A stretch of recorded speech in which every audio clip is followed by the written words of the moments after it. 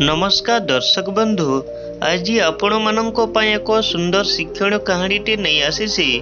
सुंदर कहानीटी हेउची पाप काहाकू कुआ जाए। आसंतु जानिबा। गोटे छोट गाँटी थिला। सेही गाँ रे रामबाबू नामक जणे व्यवसायी थिले। से प्रतिदिन गाँ गाँ बुली परिबा पत्र बिक्री करी निजर पेट को पोषुतांती। थरे गोटे गाँ रे एक ब्राह्मण पंडित प्रवचन देउथांती। सेही बाट देई परिबा बेपारी जाउथिले। देखिले जणे ब्राह्मण पंडितटी गाँर लोकमानंकु हितोपदेश देउछंती। परिबा बेपारी बहुत गाँ बुली बुली थकी जाइथिली। मनरे आग्रह आसिला, आजको 20 वर्ष हेलाणी परिबा बिकी मु मोर परिवारर पोषण करुछि। आज मु पंडितंक कथा टिके शुणे। मो एमितिरे भी निज कर्मरे व्यस्त। एमिति मनरे विचार कले परिबा बेपारी। सेही समय रे ब्राह्मण पंडित जनकटी पाप काहाकू कुआ जाए ए उपरे भल भावरे कहिबाकू लागिले। तापरे हठात बेपारी जनकटी ब्राह्मणंक कथा बेपारी कानरे बाजिला। तापरे परिबा बेपारी ब्राह्मणंक कथा शुणिबाकू लागिले। ब्राह्मण पंडित कहतांती, हे ग्रामवासी वृंद माने, दुनिया रे प्रत्येक मनीष मनरे एक प्रश्न उठे, स्वर्ग नरक सतरे अछि कि? पाप पुण्यर वास्तविक अर्थ कौन? ए उपरे दुनियार लोके केबे ना केबे भावंती। किंतु मु आपण मानंकु आज कहिबी पाप काहाकू कुहा जाए। गोटी कर्मरे मध्य पाप ओ पुण्य मिली। ताहा केमिति ताहा भी कहिबी। दया पूर्वक समस्ते ध्यान पूर्वक मन देई शुणंतु। संसार रे कौनसी जीव को बिना कारण रे कष्ट देले ताहाकू पाप कुहा जाए। जीव हत्या करिबा पाप बोली शास्त्र पुराण रे लेखा जाइथिले मध्य भगवान श्रीकृष्ण गीता रे अर्जुन रो मोह जाल को खंडन करिबा पई गीता ज्ञान देवाकू जाई कहिले, हे अर्जुन, जीव हत्या करिबा मध्य केतिकांश रे पुण्य होइथाय। भगवान को कथा शुणी अर्जुन कहिले, हे माधव, यह केमिति संभव? जीव हत्या करिबा तो पाप अटे, शास्त्र पुराण रे मध्य लेखा जाइछि। तापरे भगवान अर्जुन को चाही कहिले, हे अर्जुन, मु तुमको एक उदाहरण देई कहूछि। गोटे जंगल रे गोटे बाघ गोटे मनीष को खाइबा पई दौड़िला। सेही समय रे गोटे मनीष को रक्षा करिबा पई आउ गोटे मनीष बाघ को पछरु मारिला। जो मनीषटी बाघ को मारिला, सेही मनीष को बाघ हत्यार दोष अथवा पाप लागिबो नाही, कारण से अन्यर जीवन बंचाइला। मनीष कर्म करिले ही फल पाइथाय, यह वास्तविक मत नुह। मनीष कर्म पछरे थिबा उद्देश्य अनुसारे ताकू फल मिली थाए। कर्म पछरे थिबा भाव अनुजाई फल मिली थाए। सेतिपई भगवान श्रीकृष्ण अर्जुन को कहिले, हे पार्थ, गोटे कर्म रे पाप एवं पुण्य मध्य होई थाए, उद्देश्य ओ भावना अनुसारे। एमिति भावरे ब्राह्मण पंडित जनकटी गाँर लोकमानंकु बुझाउ थांती। गाँर लोके ब्राह्मण पंडितंक हितोपदेश शुणी ताली बजाइबारे लागिले। सेमानंक मध्यरे थिबा परिबा बेपारी जनकटी अति आनंदरे ताली बजाइबारे लागिले। मनरे परिबा बेपारी जनकटी भाबुतांती, सतरे कि सुंदर भावरे पंडित जनकटी बुझाउछंती। तापरे ब्राह्मण पंडित जनकटी कहिले, निज रक्षा पाई जीव को बध करिबा पाप नुह, एहा मध्य शास्त्र पुराण रे लेखा जाइछि। किंतु अजाणतरे मध्य कौनसी जीव हत्या कले पाप लागि थाए, जेमिति कि पिंपुडी इत्यादि छोट छोट जीव मानक बध करिबा। एही पापर मुक्ति केमिति पाइबा, एहा संसारर अनेक मनुष्य मानक मध्यरे प्रश्न चिन्ह होई मनरे उंकी मारी थाए। आम संसार रे आखि को देखा जाउ नथिबा जीव माने अर्थात अणुजीव माने अछंती। कीट पतंग माने मध्य अछंती। कृषकटी निजर चाष पाई मध्य कीटनाशक औषध प्रयोग करिथाए फसल रे। ଯାହାଦ୍ୱାରା ଅନେକ କୀଟ ମରି ଯାଇଥାନ୍ତି। ଏସବୁ କର୍ମରେ କେତେ ଦୂର ପର୍ଯ୍ୟନ୍ତ ମଣିଷକୁ ପାପ ଲାଗେ, ଏମିତି ମନରେ ପ୍ରଶ୍ନ ଉଠୁଥିଲେ। ହେ ଗ୍ରାମବାସୀ ବୃନ୍ଦମାନେ, ମନ ଧ୍ୟାନ ଦେଇ ଏବେ ଶୁଣନ୍ତୁ। ଆମେ ଚାଲିଲେ ଜୀବହତ୍ୟା ଯଦି ହେଉଛି, ତେବେ ଶାସ୍ତ୍ର ପୁରାଣରେ ଜୀବହତ୍ୟା ନ କରିବା ପାଇଁ କ'ଣ ପାଇଁ ଆଲୋଚନା କରାଯାଇଛି?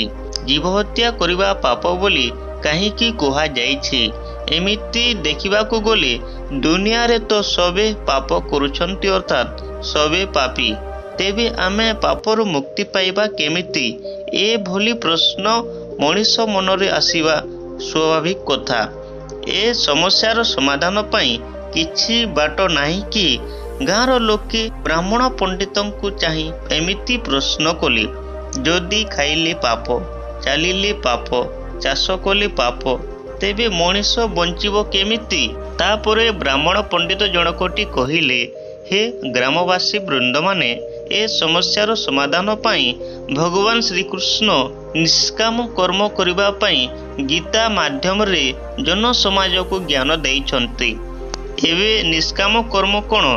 ଯେଉଁ ମଣିଷ ଫଳ ଆଶା ନ ରଖି ନିଜର କର୍ମକୁ ଧର୍ମ ଭାବି କର୍ମ କରେ, ସେହି କର୍ମରେ ଜୀବହତ୍ୟା ହେଲେ ମଧ୍ୟ ତାହା ପାପ ଲାଗିନଥାଏ। ତାହାକୁ ନିଷ୍କାମ କର୍ମ ବୋଲି କୁହାଯାଇଥାଏ। ଗାଁର ଲୋକେ ପଣ୍ଡିତଙ୍କ କଥା ଶୁଣି ଖୁସି ହେଲେ, କିନ୍ତୁ ତଥାପି ତାଙ୍କ ମନରେ ଏବେ ବି ପ୍ରଶ୍ନ ଉଠୁଥାଏ। ହେ ବ୍ରାହ୍ମଣ ପଣ୍ଡିତ, ତାହା ତ ଠିକ୍।